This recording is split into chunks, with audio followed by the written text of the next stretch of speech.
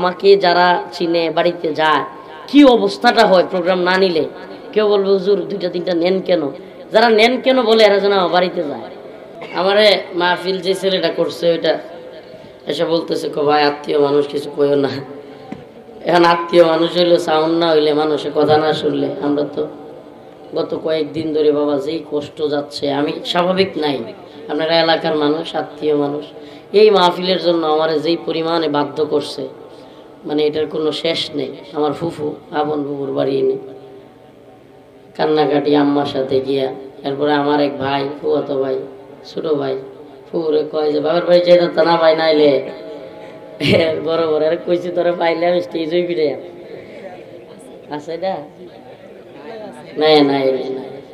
তো যাই হোক, এখন বিষয়টা হয়েছে কি, এই প্রোগ্রাম আজকে প্রোগ্রাম ছিল আমার নারায়ণগঞ্জ, আজকে 31 তারিখ। আমি তারা কইছি তোরা একটু এদিক সেদিক কর, তখনও তেমন একটা প্রচার হয় নাই, তারা করতে পারবে না। অথচ নারায়ণগঞ্জওয়ালারা আমার প্রতি আহ্বান করছে, তারা তাদের ডেট 28 তারিখ নিয়েছে, কিন্তু ওই ডেটের দিন আমার গাজীপুরে প্রোগ্রাম। গাজীপুর আর নারায়ণগঞ্জ আপনি চিন্তা করছেন, আমি 2 দিন এইভাবে মাহফিল করছি, এরপরের দিন রাজশাহী রংপুর, এত পরিমাণে জার্নি গেছে। আমি স্বাভাবিক না আপনার কি করবো, মানে মাত্রাতিরিক্ত ঘুমা থাকলে মানুষ, আমি স্বাভাবিক নেই। রাত্র হইছে এখন কয়টা বাজে বা এইটা পর্যন্ত আমার মাথায় মানে স্বাভাবিক, আপনারা বুঝবেন এটা কয়েক রাত্র টানা ঘুমা থাকলে এটা মানুষ যেমন হয়, আমার অবস্থা এমন হয়ে গেছে।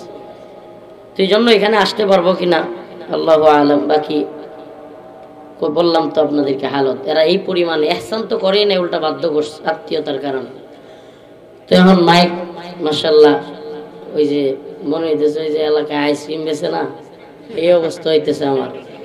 এখন এই কথা যে একটু মানে আপনাদেরকে মন মতো বলবো, সেটা বলতে গেলে আগামী 1 সপ্তাহ বসে থাকা লাগতে পারে। মানে মন মতো গলা ছাইরা কথা বলতে গেলে এই মাইকে আগামী 1 সপ্তাহ আমার ঘরে বসে থাকা লাগতে পারে।